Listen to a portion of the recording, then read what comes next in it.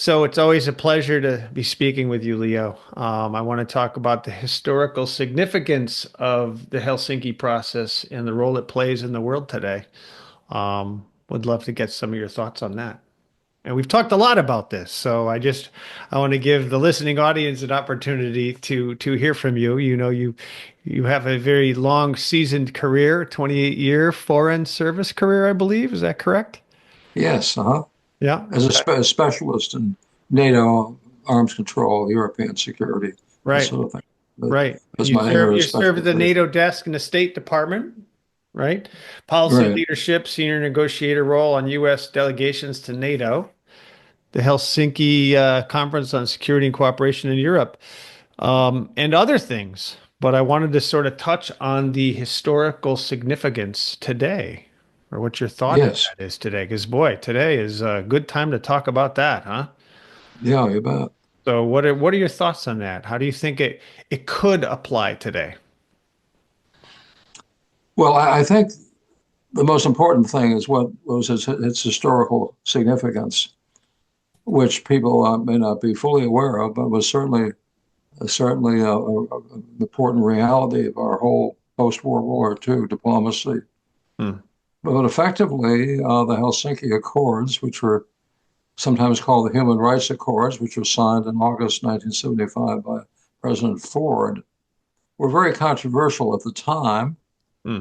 But effectively, the stakes couldn't have been higher because number one, the Helsinki Accords were really a de facto post World War II peace conference, Hmm. which we never quite had in the same way we had the conference in Versailles after World War One. Hmm. And of course, after the Napoleonic Wars, we had the Congress of Vienna, Hmm. and but we didn't quite have that kind of a formal closure Hmm. to World War II because we went right into the Cold War right Yeah, yeah, at the right, end right. of World War II. Yeah, yeah, yeah, I mean, exactly. Stalin stayed in Eastern Europe, which you know clouded the possibility of having a glorious peace Yeah, conference. yeah. So, but this is kind of Helsinki, of course, are kind of catching up. They're kind of de facto peace conference, Hmm.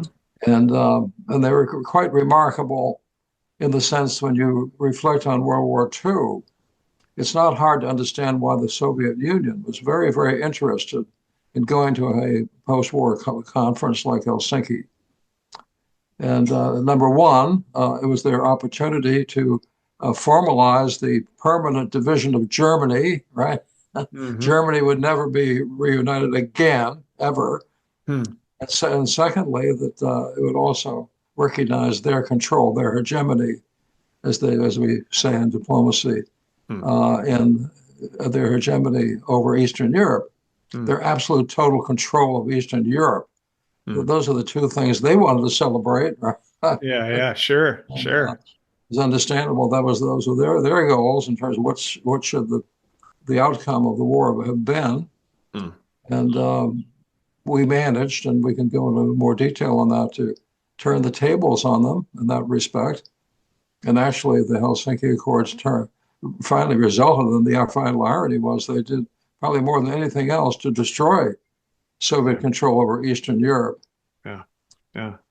because the signature of those accords by all the Warsaw Pact states, all the communist states, put a lot of pressure on them to adhere to the Helsinki Accords, Hmm. which is really the last thing in the world they really wanted to do, right? Yeah, All yeah, the of human course. rights agreements and so forth, because Sure.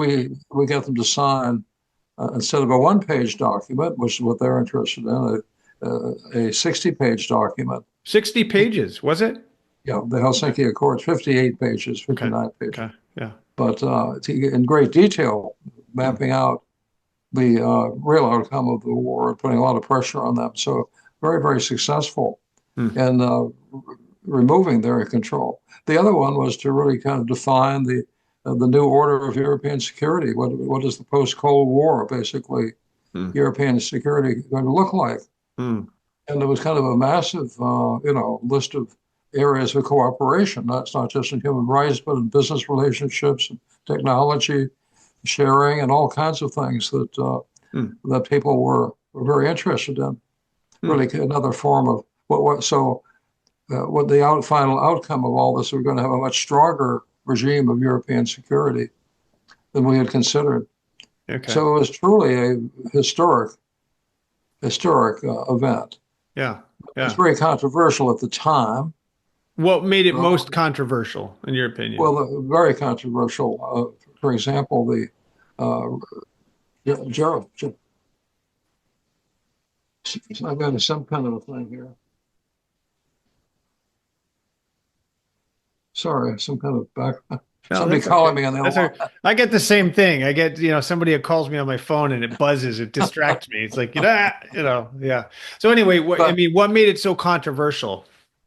well, the for one thing, Governor Reagan personally was very, very critical of Ford for signing the Helsinki Accords. Right, right. They viewed it as a sellout. Yep.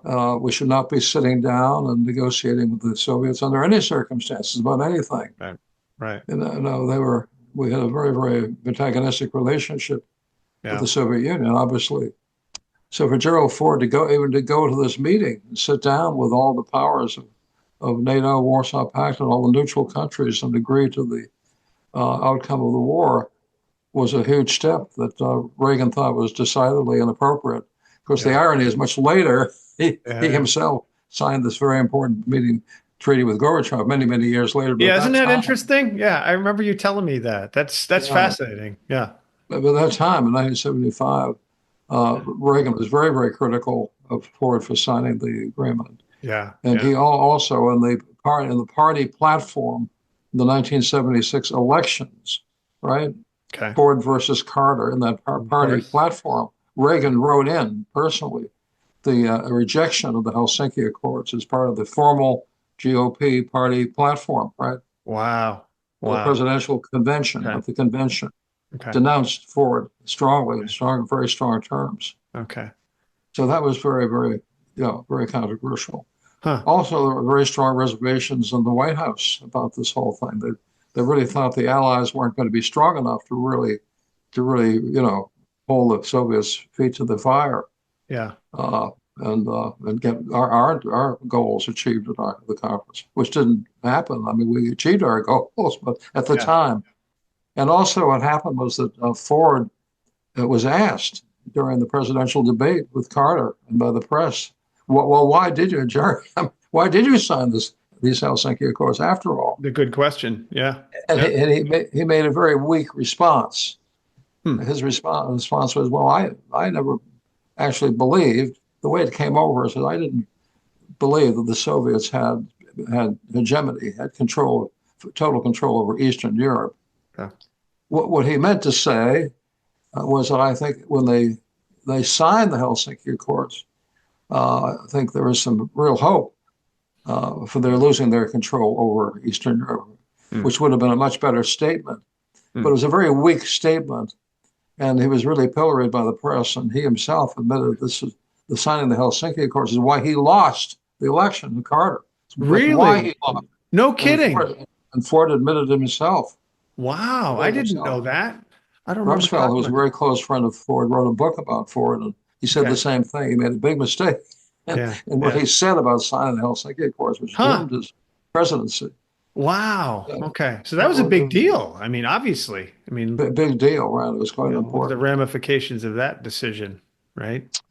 So I just want to kind of underline the historic significance of the Helsinki Accords. They really were in fact quite remarkable Mm. in kind of codifying the end of the World War II, Hmm. so setting ground rules for the relationship between the communists and ourselves Mm. thereafter Hmm. in our interests and in the impact on Ford. I mean, it was truly an historic event.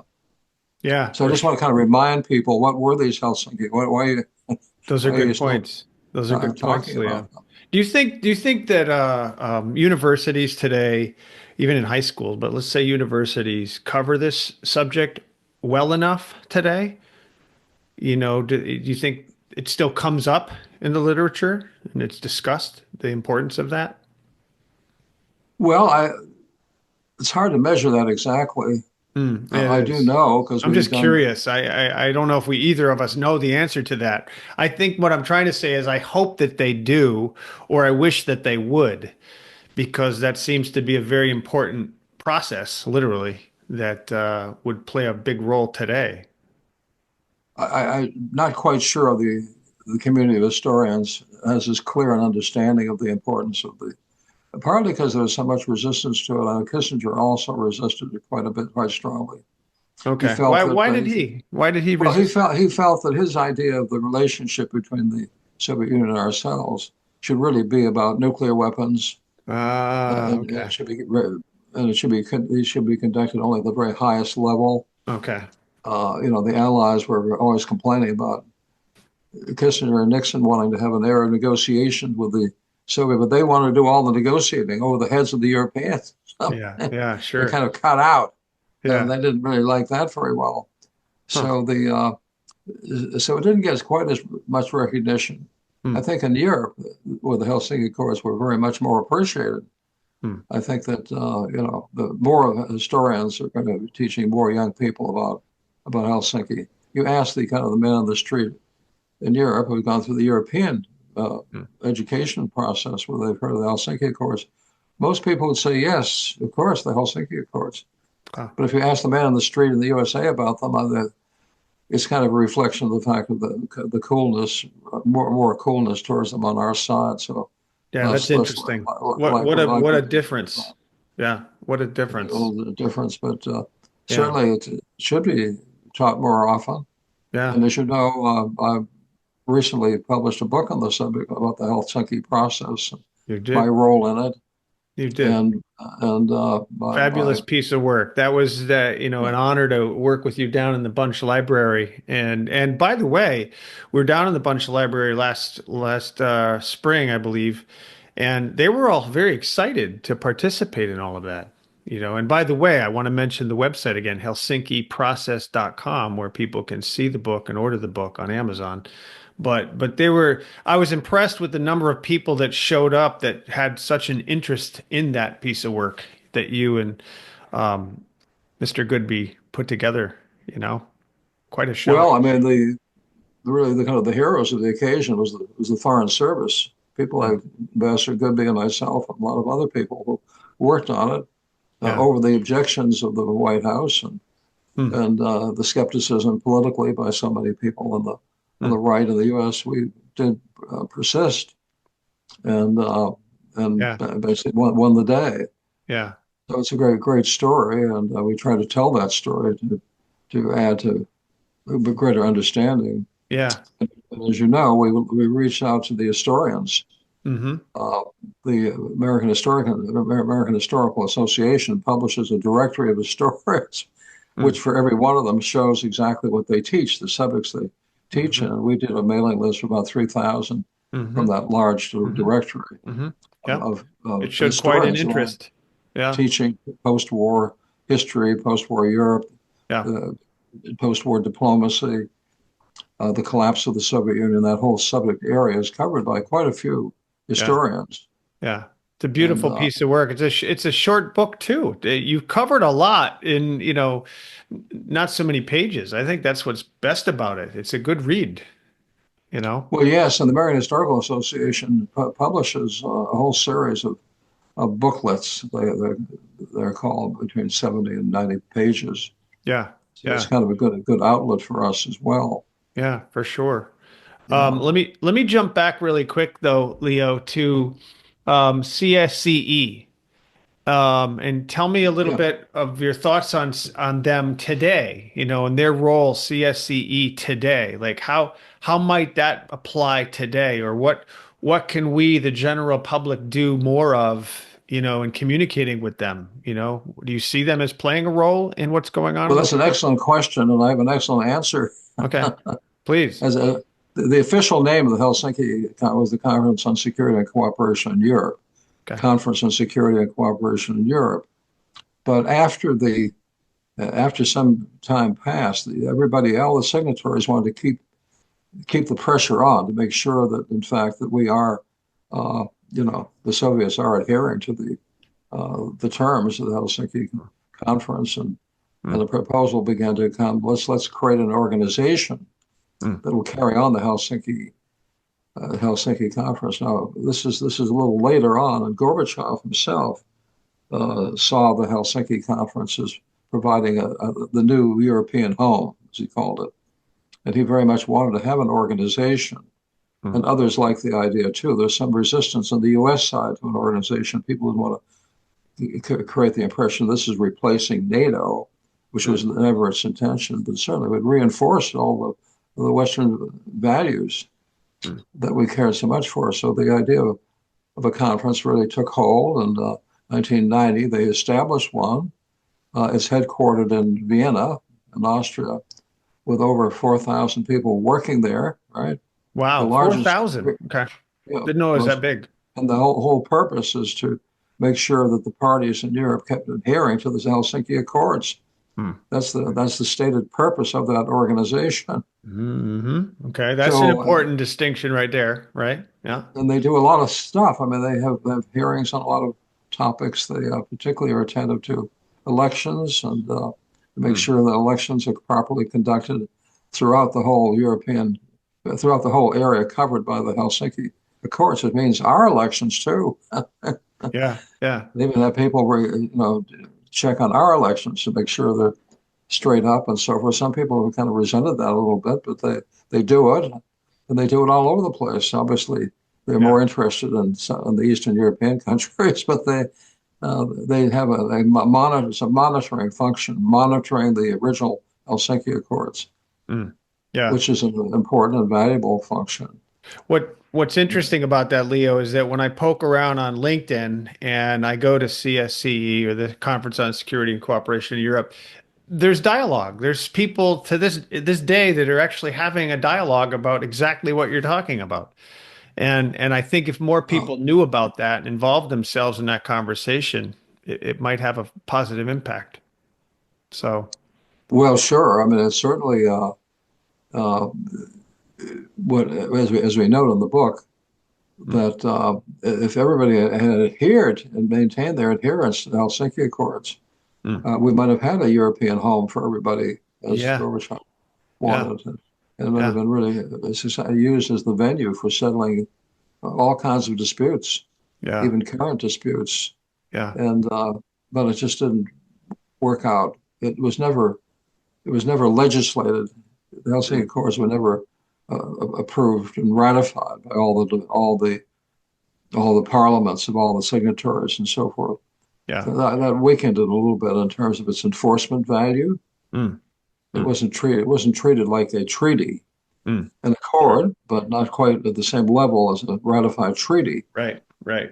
Not So in the traditional sense. Sure. that's one of the reasons why uh, Mr. Putin had no hesitation whatsoever in violating all the provisions of the Right, right. Helsinki Accord, which we note in the book at the very end. Yeah, yeah, And indeed. the promise would have been much greater had Mr. Putin not simply violated them. And there Well, was no way to, and of course, there should have been more of a response to that. hmm, But there have been a lot of criticism of Putin and so forth. yeah, But yeah. formally, within the framework of the OSCE, Hmm, there should have been even stricter pressure on Putin not to do that sure, and to kind sure. of take him to task for violating the Helsinki Accords. Yeah. It could have been a stronger argument Yeah, indeed, indeed. in And terms of criticizing and you're Putin's not alone, actions. Leo. Like I said in LinkedIn, that those type of conversations are coming up quite a bit, especially nowadays. That's front and center. And if you follow them on LinkedIn, yeah, the CSCE on LinkedIn, it's funny how these conversations still are taking place. Let me ask you a quick question. What do you hope people get out of the book? They read Helsinki Process. What do you hope they get out of that? Well, I think and this is timely also. I think a somewhat greater appreciation of the role of the Foreign Service Mm, in our mm, foreign policy. mm, I mm. mean, it was Nixon who kind of called for this new era of negotiations, and it was certainly encouraged by Henry Kissinger. But their idea was basically negotiations with the Chinese, right? Yeah, The yeah, Mao Zedong, all that happened, and sure. negotiation with Brezhnev, at the highest possible level. Yeah. But I think what people would appreciate about the Helsinki Accords, it's really a tribute to the Foreign Service in a Yeah, way. that's The true. That's a historic good point. American achievement, relentless diplomacy. Yep. And in the book, we bring out the names and main figures in the Foreign Service, in addition to Goodby and myself, a lot of I other love it. Foreign Service people involved with that. So I love some it. greater appreciation of the Foreign Service, Yeah. Good, which good, good point. That's a good point. is under attack these days. But Oh, you can you say know, that again. State Eh, Departments, like everybody else, they're going to hit pretty hard. That's right. By You the also, President Reagan conferred the Meritorious Service Award to you, right? You were awarded by him for that, right? For that was for a later negotiation. a later I mean, I association. was, What was I that had for?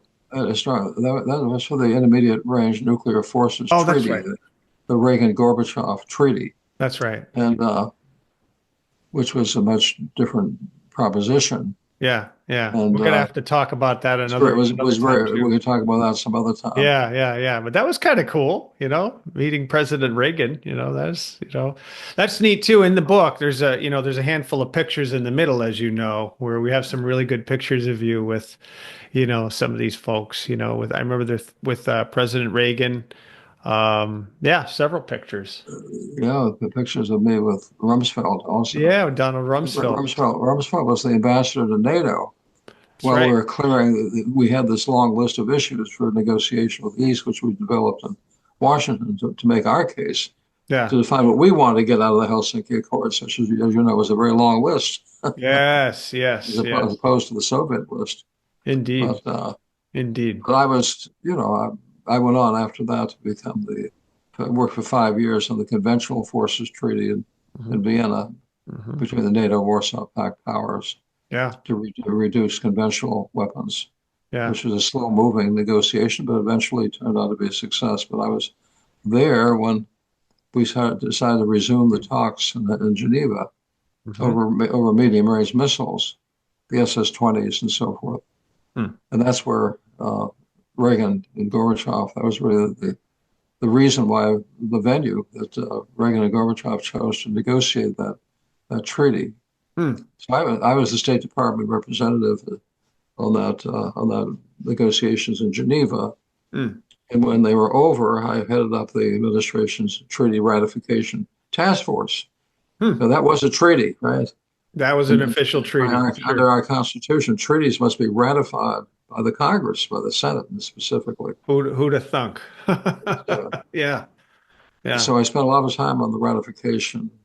Okay. And of course, Reagan was very proud of that treaty. One of his probably the greatest achievement of his whole administration. Yeah, The Reagan-Gorbachev Treaty was yeah. quite a remarkable. Oh, yeah, you say that again. Yeah, absolutely. Uh, I Yeah, was one of the chief negotiators of that, and in appreciation, after the signing, a lot of pictures of the signing of that treaty in the White House with hmm Reagan and Gorbachev. I was there in the first row. Yeah, the first row. Watched that, Wow. That must have been and exciting. yeah, it was wonderful. Yeah, We all, yeah, we're yeah, still initialing the copies of the treaty on the way to Washington for that ceremony. It was really yeah, kind of very last minute rush, yeah, yeah, yeah, I'll bet. but it worked, and it was a big success at Do the you still time. have pictures? Do you still have the original pictures, signed pictures or anything, framed pictures of you guys together?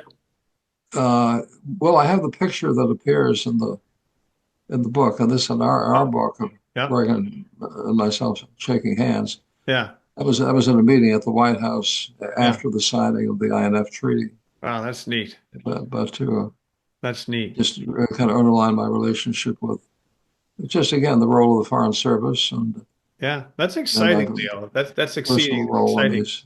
Yeah, that's why I want to share some of these stories because I think they're wonderful stories, and I hope, there are going to be more of those to come. But I wanted to cover some of the basics on this because there's just so much to talk to you about. We could probably spend 6 hours on this subject alone. So that's why I want to do these in half-hour increments like this.